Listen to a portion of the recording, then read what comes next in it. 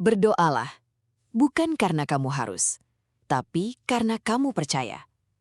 Setiap bulan Mei, Gereja Katolik tiba-tiba terasa lebih hidup. Ada bunga di mana-mana, ada doa rosario yang mengalun setiap malam.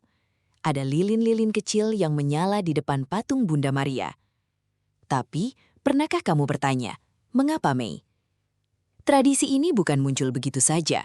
Jauh sebelum gereja meresmikannya, bangsa-bangsa di Eropa sudah merayakan bulan Mei sebagai bulan kehidupan dan kesuburan. Bunga-bunga bermekaran, alam terasa segar kembali.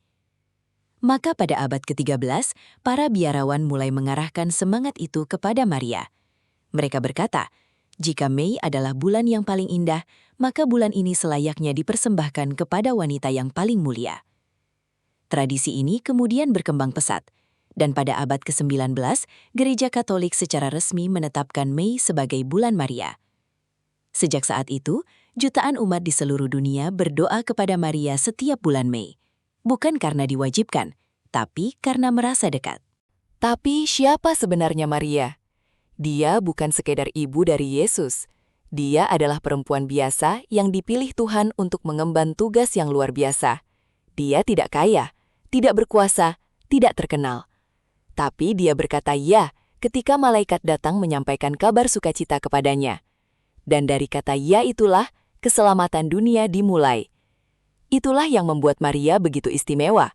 Bukan karena dia sempurna, tapi karena dia percaya sepenuhnya, bahkan ketika dia belum mengerti segalanya. Dan kepercayaan itu tidak berhenti di zaman dulu. Banyak kisah nyata dari umat yang sungguh-sungguh berdevosi kepada Maria, terutama di bulan Mei, dan mengalami hal yang sulit dijelaskan dengan logika biasa. Di Lourdes, Prancis, seorang perempuan muda bernama Bernadette Soubirous mengalami penampakan Maria pada tahun 1858. Dan dari sumber air yang muncul di sana, ribuan orang datang dan disembuhkan dari sakit penyakit yang mereka alami. Kesembuhan mereka secara resmi diakui oleh tim dokter independen. Bukan oleh gereja saja, tapi oleh dunia medis. Di Fatima, Portugal, 3 anak kecil menerima pesan dari Maria pada tahun 1917. Ribuan orang menyaksikan langsung apa yang kemudian dikenal sebagai mujizat matahari, di mana matahari seolah berputar dan menari di langit selama hampir 10 menit. Peristiwa ini disaksikan oleh lebih dari 70.000 orang. 2 kejadian ini bukan legenda, bukan dongeng. Ini tercatat dalam sejarah. Lalu apa yang bisa kita lakukan di bulan Mei ini?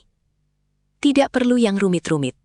Cukup ambil rosario, duduk sebentar di malam hari, dan biarkan hatimu bicara kepada Maria, seperti seorang anak yang rindu ibunya. Karena itulah yang Maria tawarkan.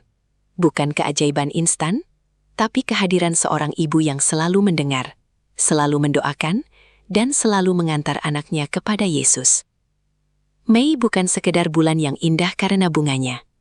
Mei indah karena di bulan inilah kita diingatkan bahwa kita punya seorang ibu di surga yang tidak pernah berhenti mendoakan kita.